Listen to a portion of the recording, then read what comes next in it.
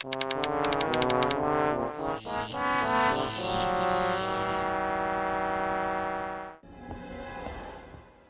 this retro review, we will be looking at Resident Evil.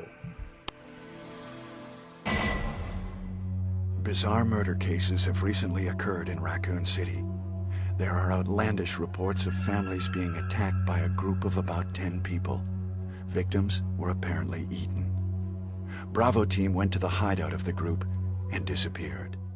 It is your job as Chris Redfield or Jill Valentine to solve the case, and most of this will take place in a creepy mansion. However, we soon discovered why. Resident Evil is already going to show its age once you load the game up, and it's not necessarily with the graphics or the gameplay, but in the way that the game tells the story. The ending and beginning sequences of this game are going to be filmed in FMV or full motion video, with live actors trying to act.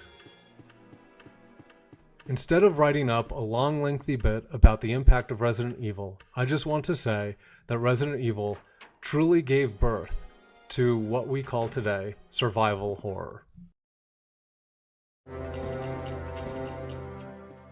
Ammo, weapon, and supplies are going to run a little bit thin. We get spoiled with checkpoints and save points in our games today. In Resident Evil, you must find ink ribbons and a typewriter to save your game. Survival truly is part of the game, creating a feeling that you don't want to stray too far from your last save point.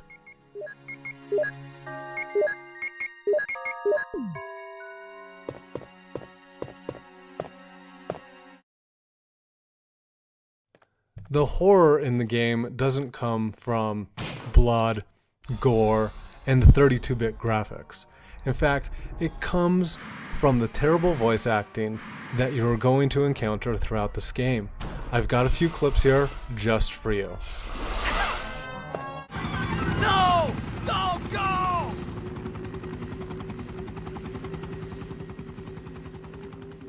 Jill, here's a lockpick. It might be handy if you, the master of unlocking, take it with you. That was too close. You were almost a Jill sandwich. You're right. Barry, thanks for saving my life. Listen, if something happens, let's meet up in this hall. This time, I'll be there. Something that I want you to take note here is how bad the controls look. Up is forward, down is backwards, and left and right become your pivot points. Now, Resident Evil is not the only game to have the same control style, but that doesn't mean that it's any good. From getting around the mansion to enemy encounters, the controls are always getting in your way. It doesn't matter what you're trying to do, I always felt as if I was fighting with the controls in some form. Getting around a corner? Yeah, good luck with that one. So before I conclude the rest of my review on Resident Evil, I want you to understand that Resident Evil isn't just about survival or horror, but there's a larger mechanic here as well, and it's puzzle solving. In order to get from one area to the next, you must solve puzzles. Now, these aren't like Metroid puzzles where you get a new ability and you move to a next area. No, you have to find items inside the mansion and place them in the right areas to unlock, like this clock here. In my last playthrough of this game, I found how masterful these puzzles were. They're neither hard nor easy, but they're just right for about every person's skill level. So for those of you interested in puzzle solving, I think Resident Evil really does have something to offer. Richard, what happened? While I've given you a decent look at some of the voice acting and the cutscenes in the game that might come as a surprise to you, the control scheme is really going to be your first introduction into the gameplay, and that's where you're going to have your major problems. You're going to spend anywhere, if you're a new player to Resident Evil, 30 to 45 minutes getting really comfortable with the controls. This is a long time for a younger audience, and to be honest, I think it's going to be a deal breaker for many of you. No problem.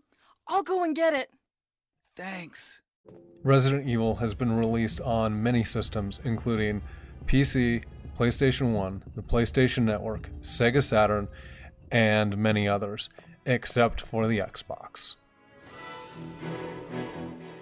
As I leave you until next time, listen to this awesome music that Resident Evil has to offer, because I didn't even talk about that.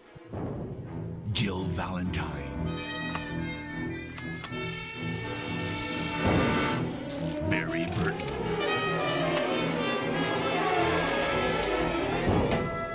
Rebecca Chambers. Albert Wesker.